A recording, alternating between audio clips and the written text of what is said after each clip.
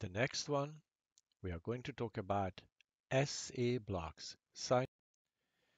The sinuatrial junction, this is between the sinus node and the surrounding atrial muscle. If conduction from the SA node is blocked through the sinuaxial junction, this is what we call sinuatrial blocks. The causes can be uremia, hypokalemia, stick sinus syndrome, digital intoxication, but it can occur in healthy people as well. The feature of the ECG is both the P and the following QRS is missing. The beat after the sinuatrial block is usually a sinus beat, but can be junctional or ventricular escape beat as well. How do we classify the SA blocks? We do have the first degree SA blocks. In this case, every sinus impulse is conducted but slower. However, using the 12-lead ECG, there is no sign on ECG, so this cannot be diagnosed using the ECGs. Second degree SA block. Some of the impulses get conducted, some don't. Some P waves are missing. We do have a subclass such as Mobitz type 1 or Mobitz type 2. Third degree, every impulse gets blocked. So the sinus is going to make the impulse, but this impulse does not propagate to the surrounding, to the atrium. No P wave, so we do have escape rhythm from a lower center. Let's look at first the second degree SA block Mobitz type 1. Similarly, whatever we said so far about the Mobitz type 1 block, here the red arrow points when the sinuatrial node is activated and the P wave when the charge activates the atrium. As you see here, this conduction from the SA to the atrium is getting longer and longer. Why? We do have this fourth bit is unconducted, so there is no P wave at all.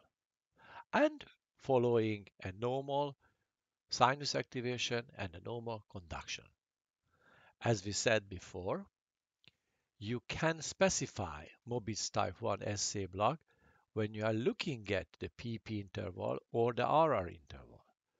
The RR last one or the PP last one should be less than in an unconducted area when we do have a bigger gap, the less than the twice as much as RR last or twice as much as the last PP interval.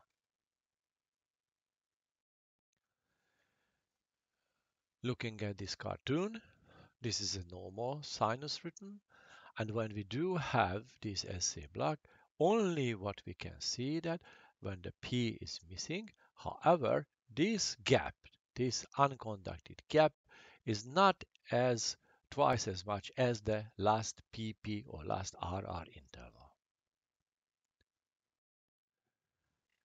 Looking at this ECG tracing, this is arrhythmic. As you see here, we do have P's, however, the P is missing right here. Very similarly, and you have to compare the gap to the twice as much gap, and it has to be less than the last one. SA block Mobitz type 2. Well, opposite to the Mobitz type 1, here the PP intervals are constant, except when the P is not activated, the atrium is not activated due to the block. So this gap is twice as much as the last RR or the last PP.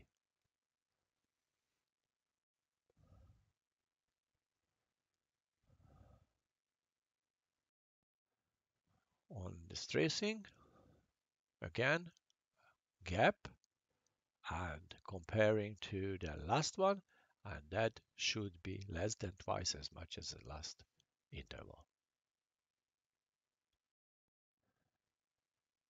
Mobitz type 2 SA block.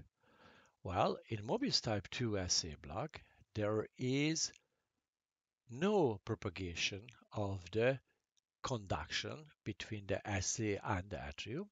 So the PP or the RR is constant. And when we do have the gap, this gap exactly twice as much as the last one.